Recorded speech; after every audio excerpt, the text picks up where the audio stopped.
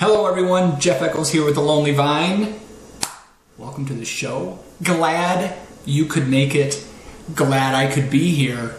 Ready to taste some wine. Hope you are too. You know, I was doing some work on the TLV this week. And I was kind of looking through episodes, checking them out, seeing what's been going on. You know, because you kind of lose sight of it as you're just going through, making new videos, getting new stuff out there. And you kind of have to look back every now and then, see what you've been doing. And I realized it's been close to or over a year since I've tasted a Chardonnay on the show. I was kind of surprised by that. So I thought, why not come back and do another Chardonnay episode for you? And I was so bummed. I looked back, episode 36. It was a good one. I did a little tiny box of Chardonnay. It was like possible camping or, you know, just alternative packaging. And it was a fun episode. It was a good episode. And something went wrong with it. It's not working anymore. So I would put a link to it, but it's dead. It's past the expiration date. No bueno. So I can't share that one, but it was a fun one. Not really sure why I shared that, but I did. So you're welcome, I guess. I don't know. Okay. All right. So what are we tasting today? Let's see. Oh, we have a 2010 Sonoma County Chardonnay. This is the Matanzas Creek Winery. Okay, so we're looking at Chardonnay. Look at Sonoma. Does it tell us? I can't even read this. I was looking to see if I could get a little bit more specific region out of it. Oh, it looks like it's a combination, Alexander Valley and Bennett Valley. So there you have primarily 95% Alexander Valley. You know, so you always have, there's always some concerns when you're drinking California Chardonnay, right? You know, have they gone a little bit too much? Did they go too much oak? Did they go too much malolactic fermentation? Did they go too far with it? Let's find out what this one did. Let's find out how the Matanzas Creek Winery did with their Sonoma County 100% Chardonnay, the year of 2010. Do we got it?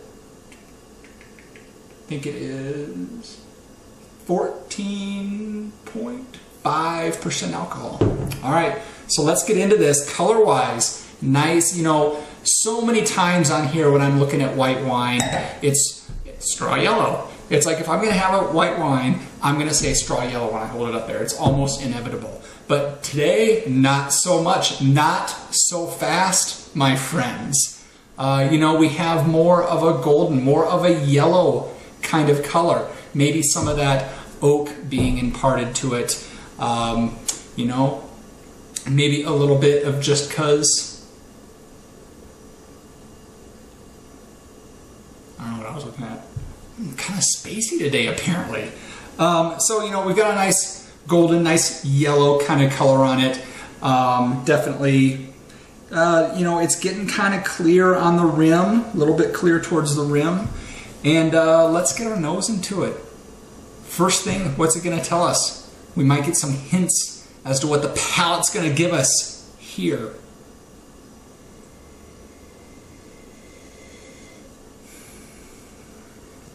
Okay, so the first thing that I don't get is a lot of that oakiness, a lot of that butteriness. I'm not getting into that.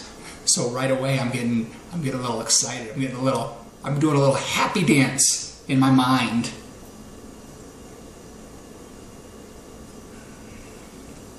So I'm getting some minerality on this one. I'm getting you know, I'm getting some green apples. I'm getting almost some honeysuckle kind of notes on this one. Definitely that wet kind of stone kind of thing is there.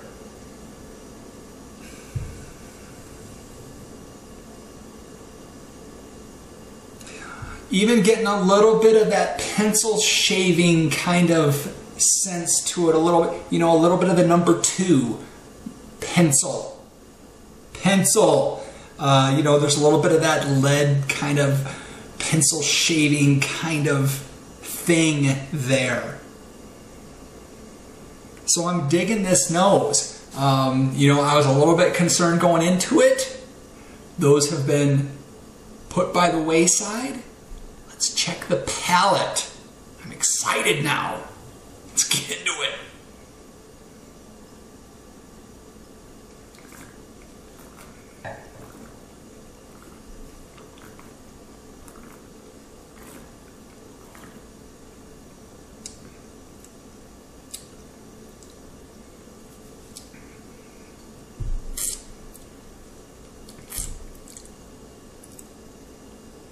Nice acidity to this wine. There's a nice backbone of minerality running right down the core of this. There's definitely some nice fruit on this as well, and we're talking green apple. We're talking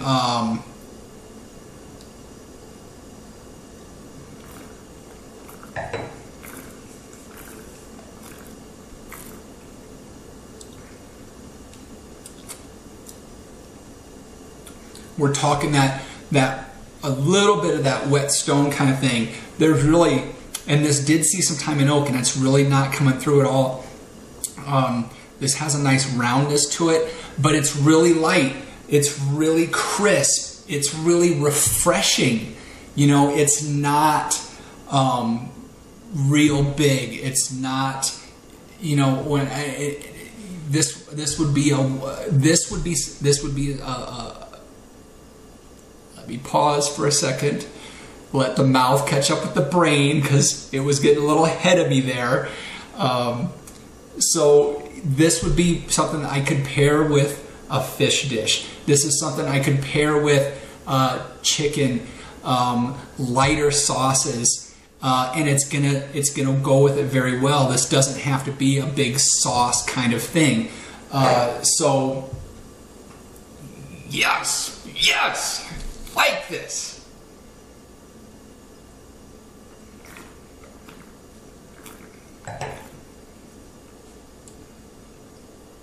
You know, I even get a little bit of that honeysuckle kind of thing coming through with it. So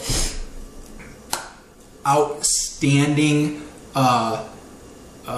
Chardonnay, Sonoma County. That's not that big, brash, bold, oaked version of Chardonnay. I am digging this wine, and you know, this is a Chardonnay that you should seek out.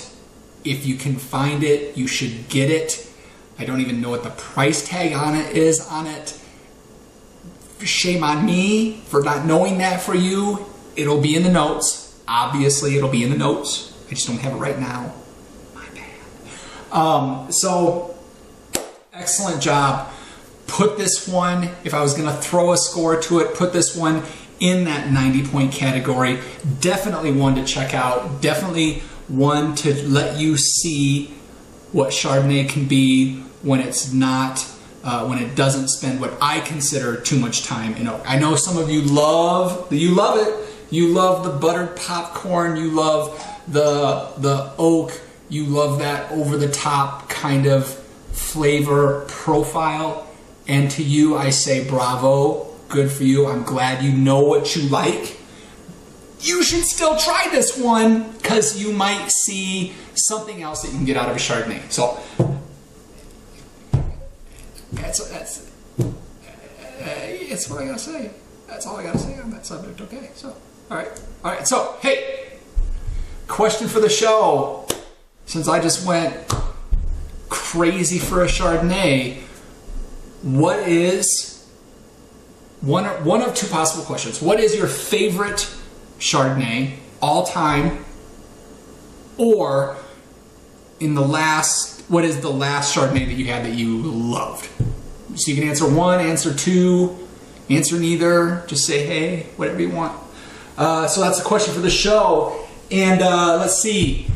If you happen to be in the Colorado Springs area this Sunday, August 25th, smell this, taste that at the principal's office, the new Bristol Brewery at the Ivy Wild School. I think there's less than 10 seats left for it. It's only $29, 7 wines.